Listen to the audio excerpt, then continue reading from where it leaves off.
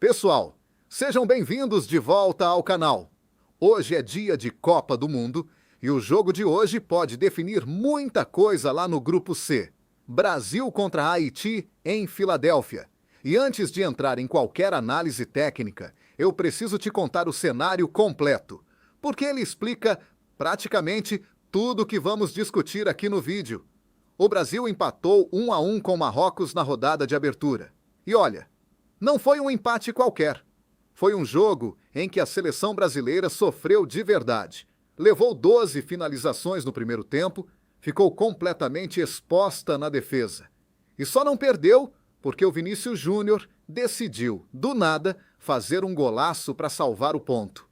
O Haiti, do outro lado da moeda, perdeu por 1-0 para a Escócia, num jogo em que, para surpresa de muita gente, criou bastante e até mereceu mais do que o resultado final mostrou.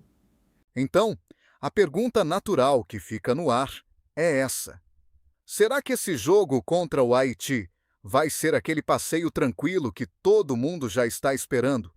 Ou será que o Brasil vai sofrer de novo, igual sofreu contra o Marrocos? E é exatamente essa pergunta que eu quero responder com você ao longo desse vídeo, olhando para cada detalhe que importa. Vamos começar pelo retrospecto histórico, porque ele é importante para entender o contexto, mas também porque ele pode estar enganando muita gente. Brasil e Haiti já se enfrentaram 2 vezes antes na história. A primeira foi um amistoso em 2004, que terminou 6-0 para o Brasil.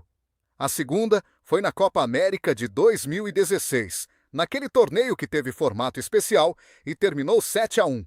Somando os 2 jogos, 13 gols marcados pelo Brasil e só um sofrido. No papel, é uma diferença abismal, de outro patamar completamente.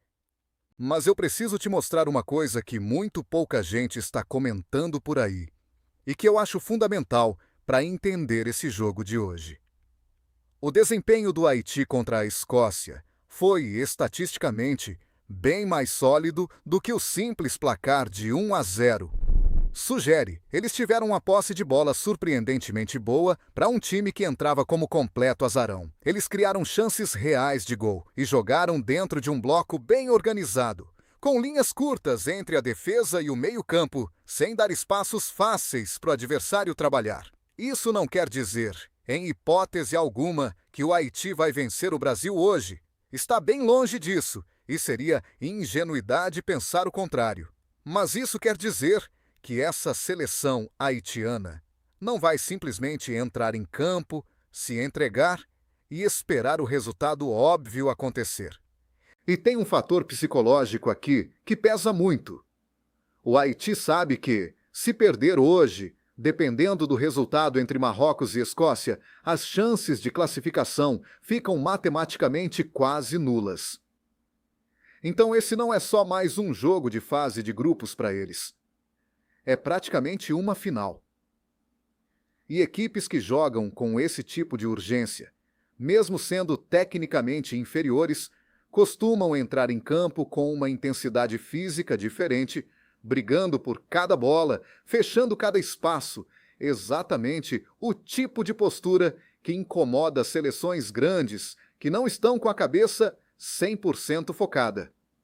Agora, vamos falar do Brasil, porque é aqui que está o verdadeiro X da questão desse jogo, e onde eu quero passar mais tempo com você. Contra o Marrocos, o meio-campo brasileiro simplesmente não funcionou da forma que o Carlo Ancelotti precisava. O Casemiro teve uma noite para esquecer. Ele foi advertido com cartão amarelo ainda no primeiro tempo, chegou atrasado em pelo menos 2 jogadas decisivas, perdeu mais da metade dos duelos físicos que disputou e acabou sendo substituído já no intervalo, o que é um sinal claro de que o técnico viu ali um problema que precisava ser resolvido imediatamente. A distância entre o Casemiro, o Bruno Guimarães e o Lucas Paquetá era grande demais durante boa parte da primeira etapa, e o Marrocos, que é uma seleção inteligente taticamente, aproveitou exatamente esses espaços para sair em velocidade e abrir o placar logo nos primeiros 20 minutos de jogo.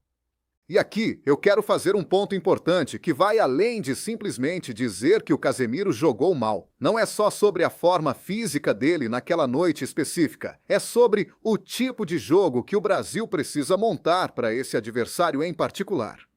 Um meio-campista de contenção pura, daqueles que ganham a bola, cortam e distribuem de forma simples para os lados, não é necessariamente o perfil ideal contra um time que vai se fechar atrás, como o Haiti deve fazer. O que esse tipo de jogo pede é alguém que consiga conduzir a jogada com a bola no pé, que segure a posse sob pressão, que organize o ataque com paciência e que tenha visão para encontrar o passe entre linhas. Ou seja, um perfil mais de condução e construção do que de desarme e proteção. E é exatamente por esse motivo que muita gente da imprensa esportiva está apostando que o Fabinho deve ser titular nesse jogo no lugar do Casemiro. Reparem que essa mudança não é simplesmente sobre punir um jogador que teve atuação ruim. É sobre identificar que o adversário de hoje exige um perfil diferente de meio-campista. E o Fabinho, historicamente, é um jogador que constrói melhor o jogo por baixo, que tem mais paciência na saída de bola e que costuma se posicionar bem para recompor caso perca a posse. Junto com essa mudança no meio-campo, espera-se também alterações na lateral. O Danilo, que entrou bem no intervalo contra o Marrocos, substituindo o Roger Ibañez, tem grandes chances de começar esse jogo como titular na lateral direita. E na esquerda, existe a expectativa de que o Alex Sandro retorne à posição, trazendo mais experiência para um setor que sofreu bastante na partida anterior, especialmente quando o Marrocos explorou os espaços nas costas dos laterais brasileiros. E na frente, o nome que ganha força para essa partida é o Matheus Cunha. O Igor Thiago, que começou como titular contra o Marrocos, teve uma atuação discreta, sem conseguir se impor fisicamente contra os zagueiros marroquinos, e perdeu pelo menos uma chance clara que poderia ter mudado a dinâmica do jogo. O Matheus Cunha traz um perfil diferente. Ele não é um centroavante de área fixa. Ele gosta de se movimentar, de receber de espaldas para o gol, de criar combinações curtas com os homens de frente, o que pode ser interessante justamente contra uma defesa que vai estar compacta e bem postada. Agora, vamos entender melhor a estrutura que o Haiti deve montar em campo, porque isso vai determinar exatamente como o Brasil precisa atacar para furar esse bloco. A expectativa é que o técnico do Haiti mantenha praticamente a mesma base que utilizou contra a Escócia, dado que o resultado, apesar da derrota, foi competitivo. A formação deve seguir parecida com um 4-4-2, com duas linhas bem próximas uma da outra, fechando os espaços centrais e forçando o Brasil a construir o jogo pelos lados do campo, onde, em teoria, é mais fácil de defender com números. Os laterais do Haiti tendem a não subir muito durante a partida.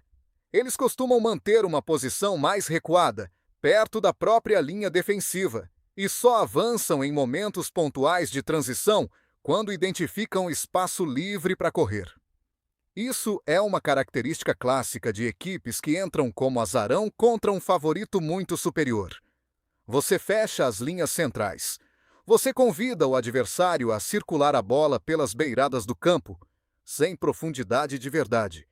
E você aposta que, sem espaço para jogar entre linhas, o ataque do adversário vai perder eficiência com o tempo, ficando mais lento e mais previsível.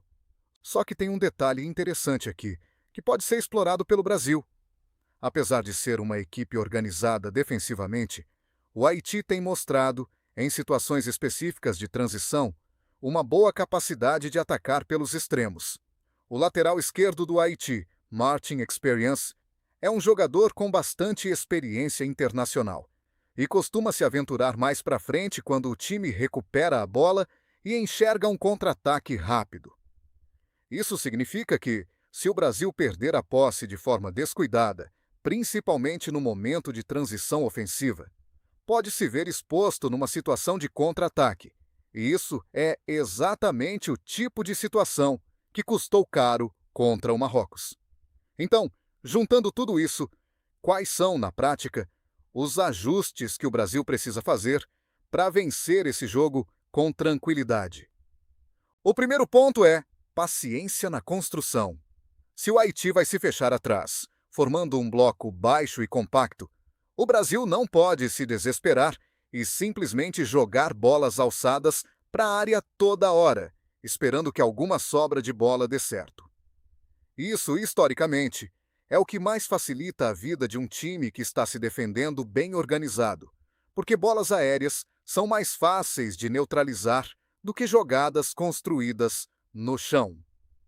O Brasil precisa ter gente no meio-campo capaz de esperar o momento certo, atrair a marcação adversária para um lado do campo e depois acelerar o jogo rapidamente para o lado contrário, onde o espaço estará livre. O segundo ponto, e talvez o mais importante de todos, é que os pontas precisam ser decisivos nesse jogo. Com o Neymar fora dessa Copa do Mundo por conta de lesão, a responsabilidade de desequilibrar o jogo no 1 contra 1 recai, ainda mais sobre o Vinícius Júnior e o Rafinha. São dois jogadores que conseguem criar a partir da jogada individual, que driblam, que mudam de direção numa fração de segundo, exatamente o tipo de característica que costuma romper um bloco defensivo baixo quando a posse coletiva de bola não está sendo suficiente para criar espaços. Contra o Marrocos, o Rafinha, inclusive, foi apontado como um dos jogadores mais ativos do Brasil em campo, mesmo sem conseguir registrar gol ou assistência, o que sugere que ele está em boa fase e pode aparecer de forma decisiva hoje. O terceiro ponto é o cuidado redobrado com as transições defensivas.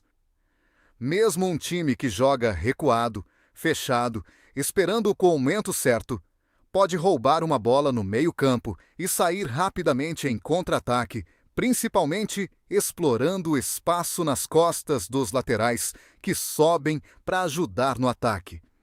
O Brasil precisa manter um equilíbrio defensivo muito maior do que teve contra o Marrocos, porque foi exatamente esse tipo de espaço, aberto nas costas da lateral, que o adversário anterior usou para abrir o placar logo no início da partida.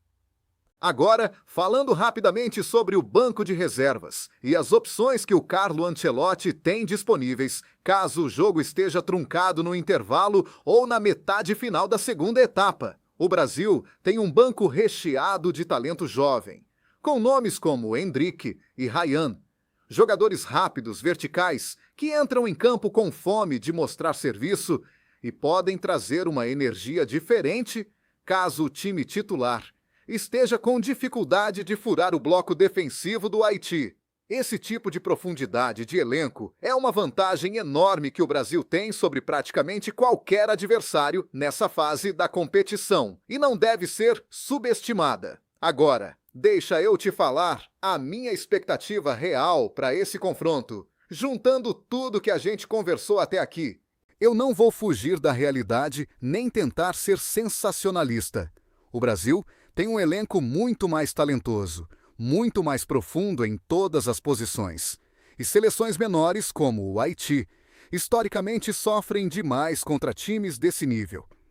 Especialmente quando o jogo avança para o segundo tempo e o cansaço físico começa a aparecer nas pernas. A tendência natural, olhando para esse tipo de confronto historicamente desequilibrado, é que o Brasil, mesmo que sofra um pouco nos primeiros 20 ou 30 minutos de jogo, igual sofreu contra o Marrocos, acabe encontrando o caminho do gol no decorrer da partida.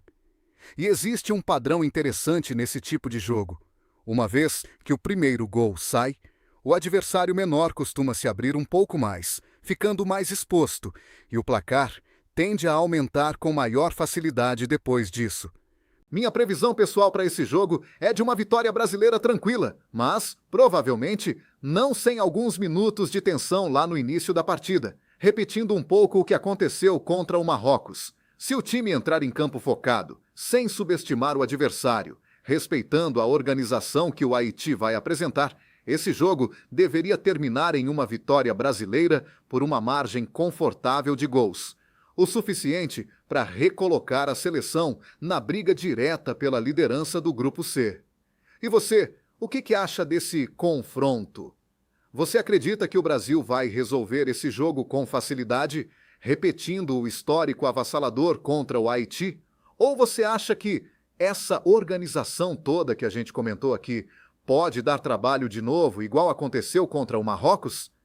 Deixa aqui nos comentários a sua escalação ideal para o Brasil nessa partida e também o seu palpite de placar final. Se você gostou dessa análise, não esquece de deixar o like no vídeo, se inscrever aqui no canal para não perder a cobertura completa dessa Copa do Mundo e ativar o sininho de notificações para saber assim que o próximo vídeo for ao ar. Um grande abraço e vamos Brasil!